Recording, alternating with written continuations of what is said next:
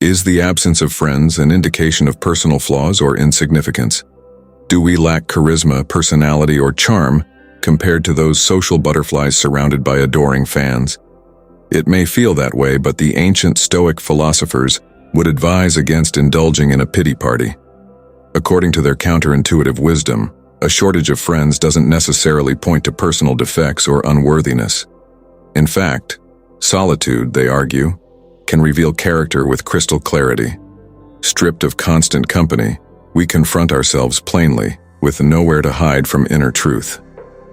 The Stoics believed that in the absence of constant chit-chat and events to distract us, solitude forces a form of self-reckoning. Uncomfortable as it may be, it's a fruitful process. In these moments, we can joyfully cultivate virtues that may be crowded out by shallow socializing, such as patience, insight, and integrity. So, the next time you find yourself friendless on a Friday night watching Netflix, consider it an opportunity. The lonely path, according to the Stoics, can teach us more about living well than aimless parties full of strangers. Use solitude, not for spiraling into self-pity, but for manifesting self-mastery. Face yourself fully, uncover strengths, weaknesses, and potentials you've barely tasted until now, and become whole without needing constant company. This, they argue, is the key to unlocking everlasting companionship of the most meaningful kind, soulful friendship born from two beings steady in their own light. Lesson 1. Quality connections matter more than quantity. Don't assume you need many friends. A few good ones are enough. The Stoics caution against measuring our worth by the number of friends we have. Social media may showcase acquaintances laughing at parties, making us feel inadequate if our calendar is empty. However, the Stoics flip the script, emphasizing that true friendship develops slowly through moments of deep vulnerability, laughter, and tears. Lesson 2. Look inward first if lacking friends. Instead of blaming others or feeling sorry for ourselves, the Stoics encourage us to critique our own conduct. True friendship requires generosity, empathy, and virtue from both sides. Before blaming society, rectify your judgments, and through consistent acts of service, goodwill, and courage, the right friends will arrive in time. Lesson 3. Use solitude for self-growth, not loneliness. Solitude, often viewed negatively in modern times, was seen by the Stoics as an opportunity for therapeutic self-companioning. In moments without outward company, silence makes space to hear our deepest yearnings. It allows us to grow intimate with the contours of our minds without the gaze of others, shedding pretense and emerging unashamed. Solitude, the Stoics argue, is not empty if we bring our full selves home, finding the eternal friend that never leaves our side. Lesson 4. Few friends may signal issues with virtues. The Stoics emphasize justice, wisdom, and self-control.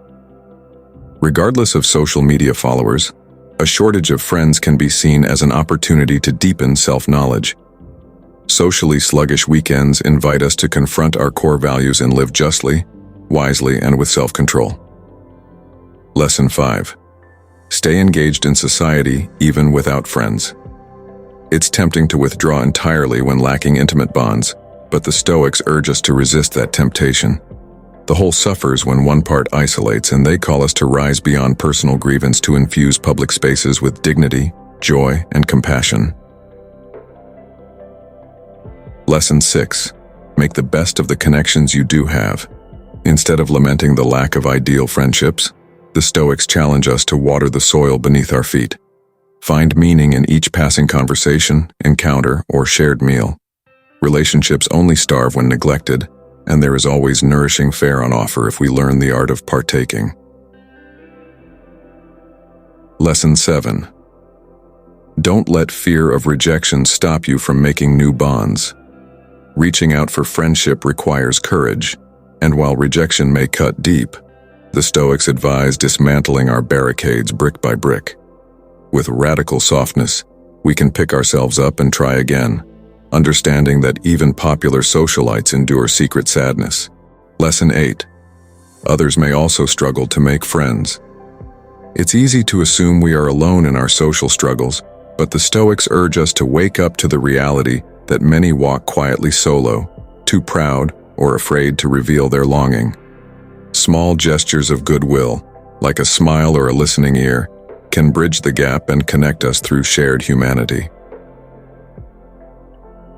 Lesson 9. Most relations are circumstantial.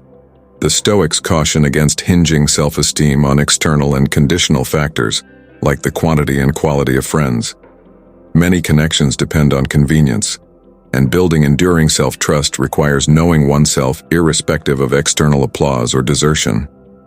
Lesson 10. If isolated for ethical reasons, take pride in principles. Standing by our highest principles may lead to social exclusion, but the Stoics argue that social exclusion is no insult when serving justice. Integrity has its costs, but the alternative, moral compromise, results in deeper wounds. Lesson 11. Practice self-reliance. The ultimate Stoic test is facing complete isolation with courage, turning any environment into a flowering garden through self-reliance. Mastering inner character allows one to grow unshaken by external exclusion, and the promise is clear. Those who befriend themselves can never be abandoned. The Stoics would have us cease fruitlessly pining for ideal companions and dive wholly into befriending ourselves first. By mastering the terrain of our inner landscape, through radical self-care, insight practices, and continuous ethical growth, we become steady in our own shoes. From this place of wholeness, we are truly available to offer and receive the sublime gift of friendship over a lifetime.